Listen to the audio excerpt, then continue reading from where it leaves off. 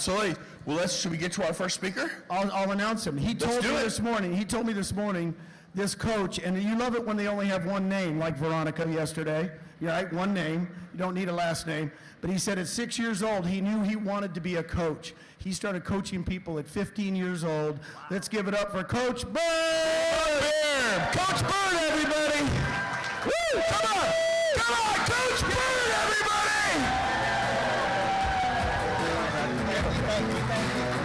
Good morning. Come on, folks. Get up this morning.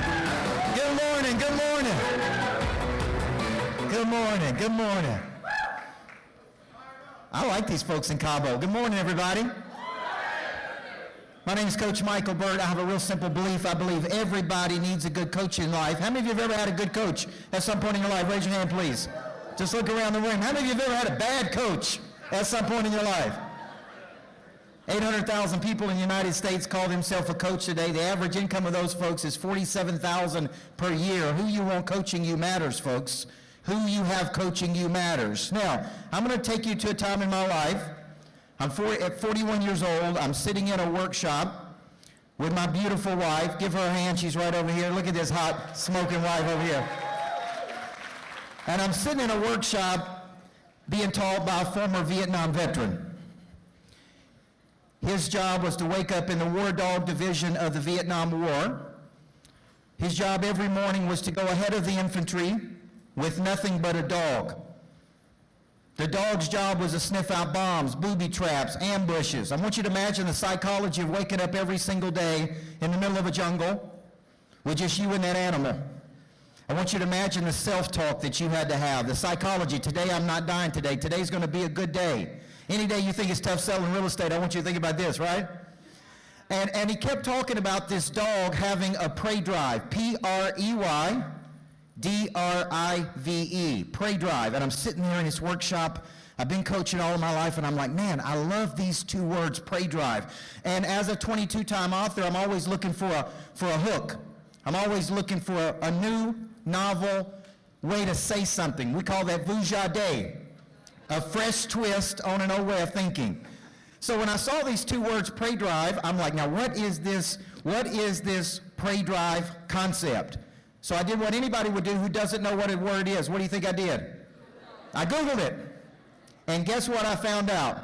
Prey drive is an animal's ability to stalk, capture, and kill prey. Sound like a good salesperson, yes or no? And I'm sitting there in that workshop and I'm like, dang, this is so good. It's an animal's ability to stalk, capture, and kill prey. And I had a revelation, and a revelation is a sudden, dramatic moment.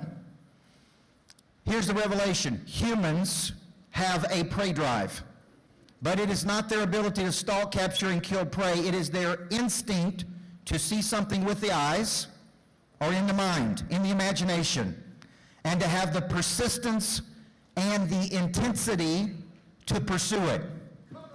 You have a prey drive, but that prey drive many times has been deactivated. It is latent. It is undeveloped. Life has knocked the shout out of you through compounded losses or learned helplessness over your life. At one time you had this drive and you could see something and you could pursue it, but something happened in life where that prey drive was deactivated.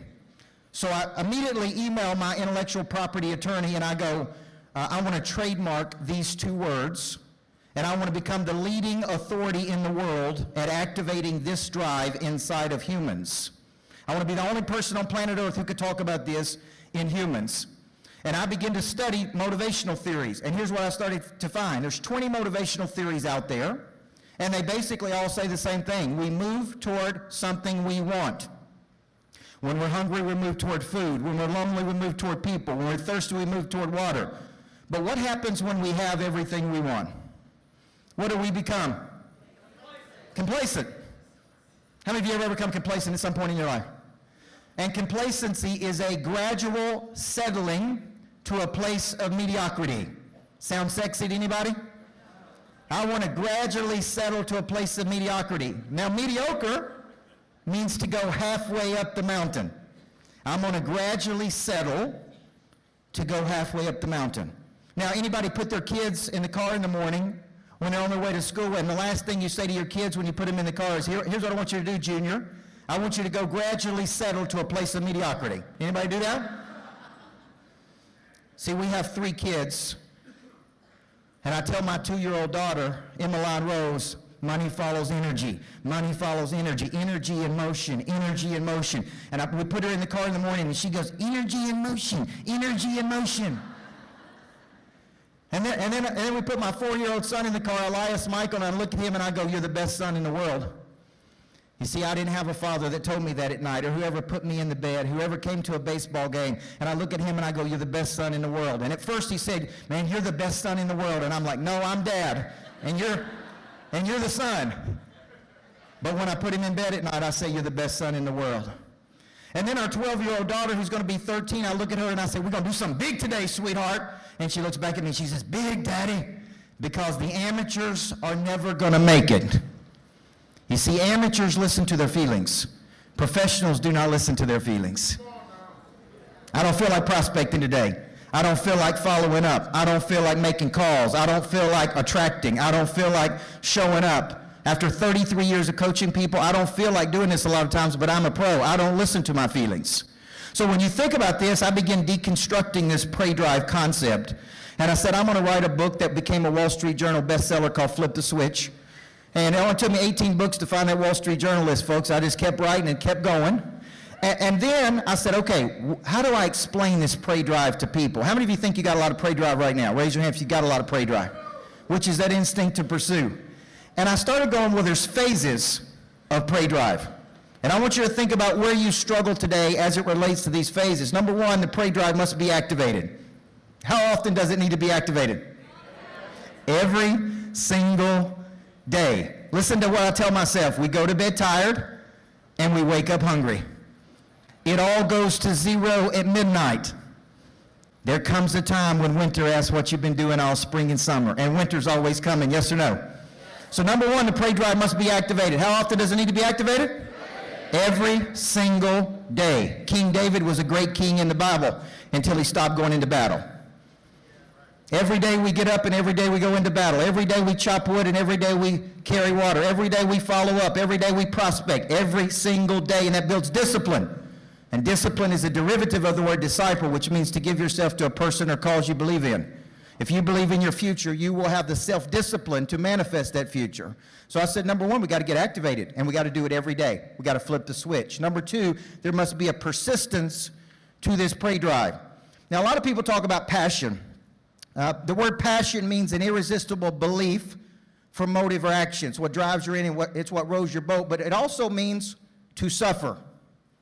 I am willing to suffer for something that I want.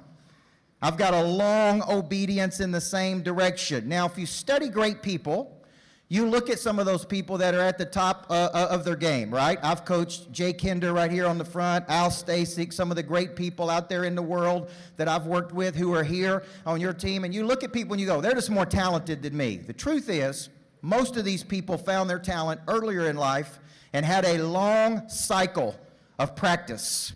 We're not talking about just a little bit more practice. We're talking about intense periods of practice. Tiger Woods was on a golf course at 7 months old. Mozart was playing music at 2, right? I saw Taylor Swift in Nashville at 13 years old to 55,000 people, and I elbowed my buddy and I go, I don't know if she's good enough to make it, man. Boy, I was wrong, right? How good would you be if you was playing to 55,000 people at 13 and at 33 after 20 years of working the muscle, of showing up over and over? That's how good you got. So persistence is the willingness to suck the sour to get to the sweet. I want you to remember these words: long obedience in the same direction. That is persistence. Number three, there must be an intensity to this pray drive. It has to be activated, number one, every day. Number two, there must be a persistence to this drive. Number three, there must be an intensity to this drive. I brought my team in one day and I wrote the number 18,000 on a whiteboard. And I said, you guys know what this means? And they go, no, is it a number of customers you want to get? Is it a revenue number? Is it something that you want? And I said, well, the average male in America is living to 78 years old today. The average female is living to 82. If I live to 78, this is how many days I got left on planet Earth. I got a long way to go, and I got a short time to get there. I have zero tolerance for drama, low value, wasting time, worried about other people. I got a timeline, and I got a target. Does everybody see? Does that create intensity, yes or no? I don't like weekly goals. I don't like monthly goals. I don't like quarterly goals. When I wake up in the morning, I'm trying to sell 41,667.67 per day of coaching. Every day. You do that 5 days a week. You do that every single month. That's 833, 333.33. You do that 12 times. That's $10 million. Does everybody see that?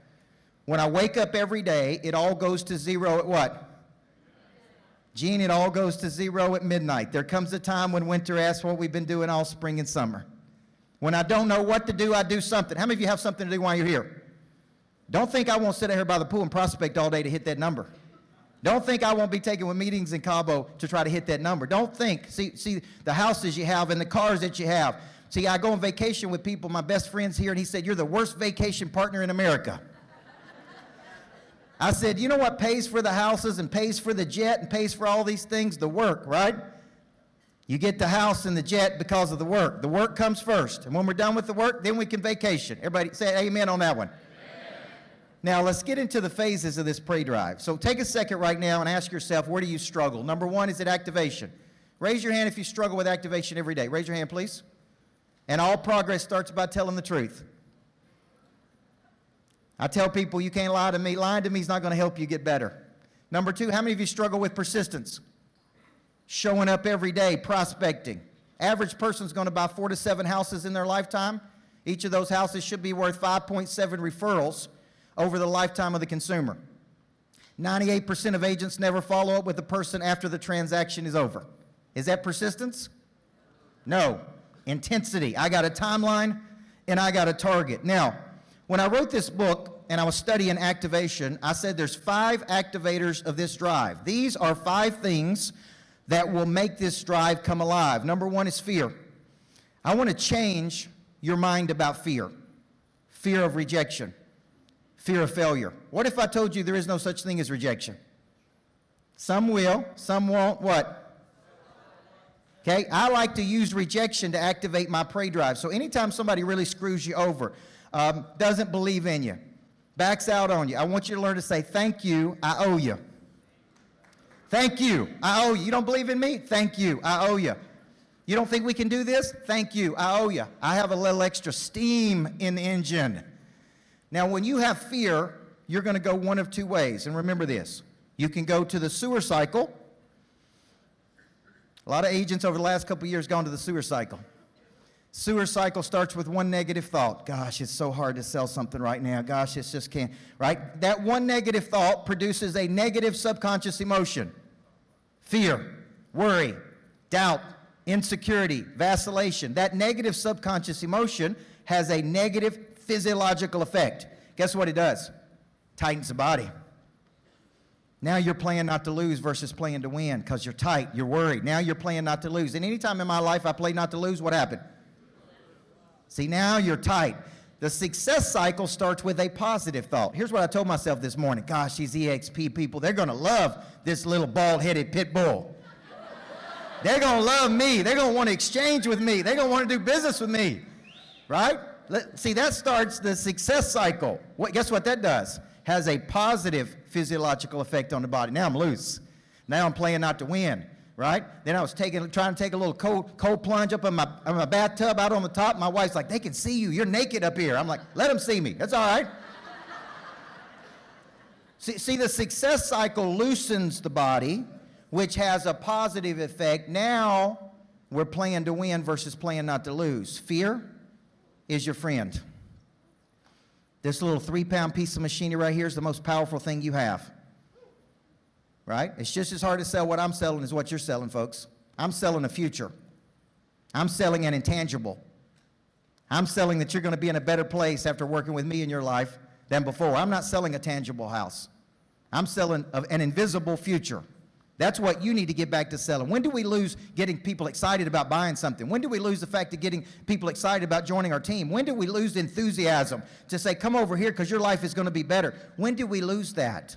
Fear is your friend. Now let's look at number 2. Where's all my competitors in the room? When I was a basketball coach for 13 years building a national championship team, I had this one guy who beat me when I was 22 years old by 43 points. And he pressed me and ran the score up on me, and I was so mad at him. And we walk over to shake hands after the game, and he said, "You didn't like getting beat that bad, did you?" I wanted to punch him right in the face. Here's what he said to me. "I have some advice for you, young man. Maybe you should get better. If you don't like getting beat that bad, maybe you should get better." Listen, I wouldn't sleep at night trying to figure out how to beat him. 80-hour work weeks every week, 7 years. Took me 7 years to beat him. And he walked up to me and he said, "You got better. You need a championship to win.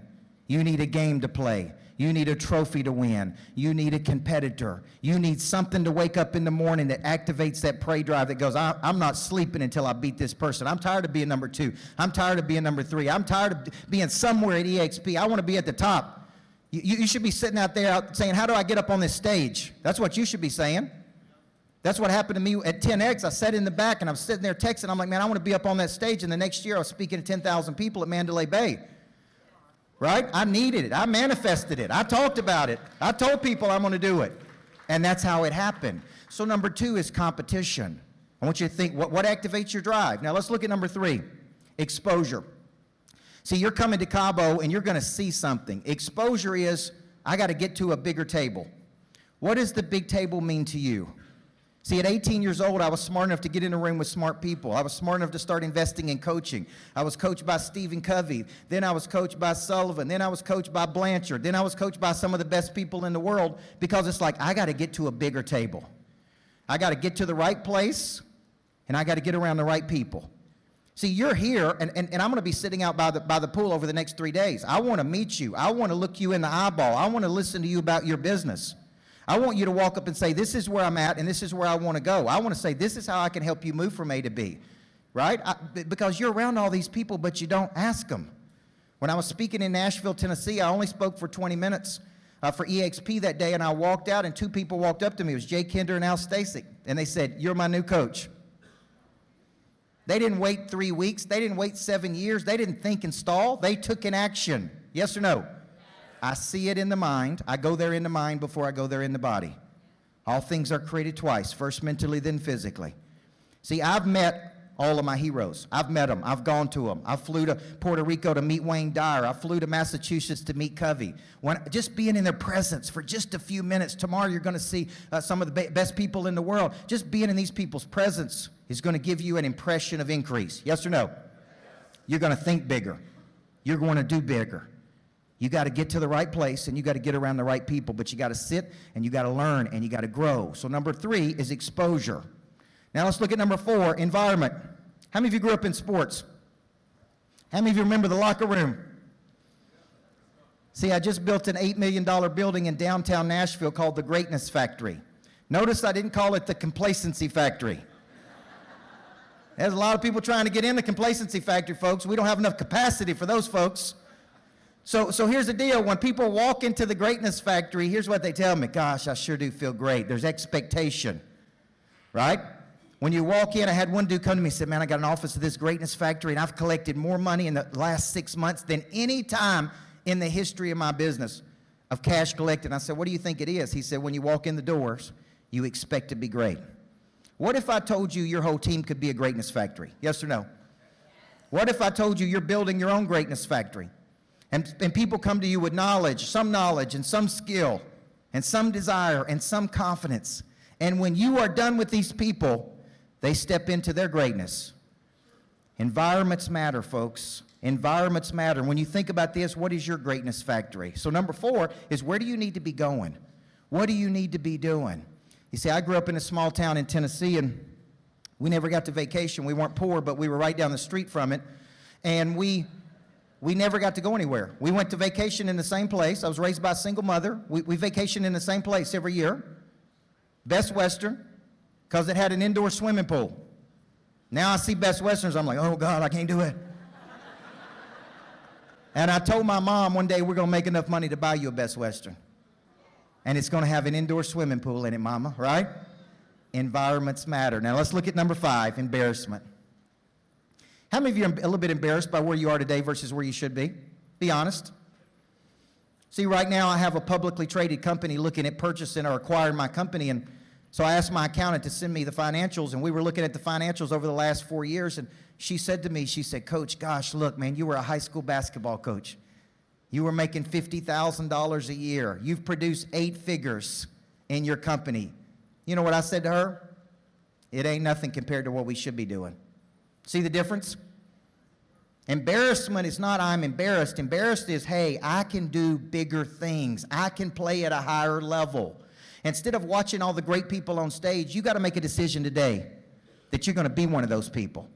See, I quit emulating people of reading their books, and I said, one of these days, instead of me reading their books, they're going to read my books. One of these days, instead of me trying to beat them, they're going to be trying to beat me. See, embarrassment can drive the prey drive. It can activate the prey drive. So you should be sitting here going, gosh, man, I have so much more potential than what I'm showing. This idea of kinetic energy that's stored until activated, it has to be activated. So I'm going to leave you with a decision today. The word decide means to kill something off. How many of y'all ready to kill something off while you're here? You ready to make a decision, which means to cut something away. I'm going to challenge you over the next few days to leave your amateur desires behind. Make a true decision to go pro. See, I want to meet you over the next few days. I want to look you in the eye. I want to shake your hand, and I want to congratulate you on making a decision to go to the next level in your life. And I want to use this to activate your prey drive, to play at the level you're truly capable of playing. My name is Coach Michael Burt. I believe everybody needs a coach in life. I look forward to meeting you. God bless you. Thank you guys for having me today. Thank you. Good, everyone.